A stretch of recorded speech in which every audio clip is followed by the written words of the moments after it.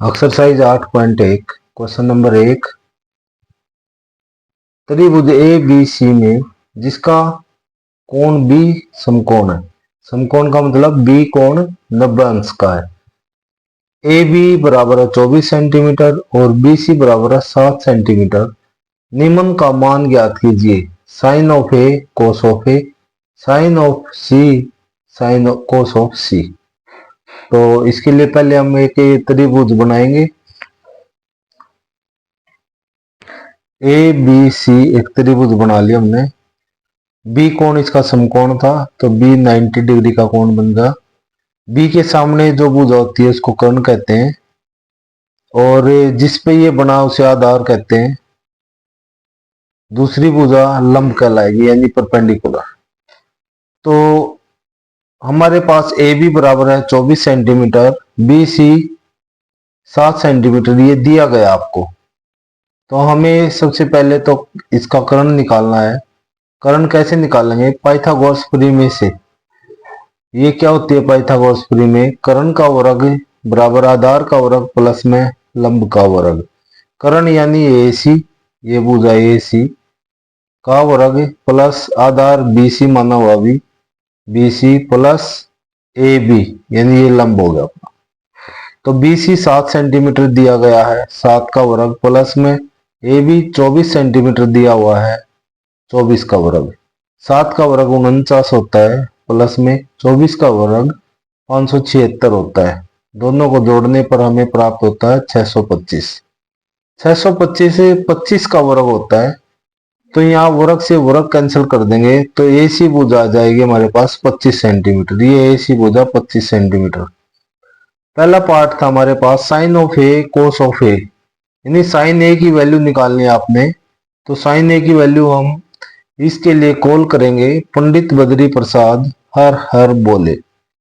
Sine cos 10 ऊपर इनके ऊपर क्या मार्क करेंगे? Sine cos 10। पी से परपेंडिकुलर होता है, बी से बेस होता है, एच से हाइपोटेन्यूज हो सकता है। या दूसरी इसके लिए आसान सी ट्रिक ये भी है, लाल बटे कक्का।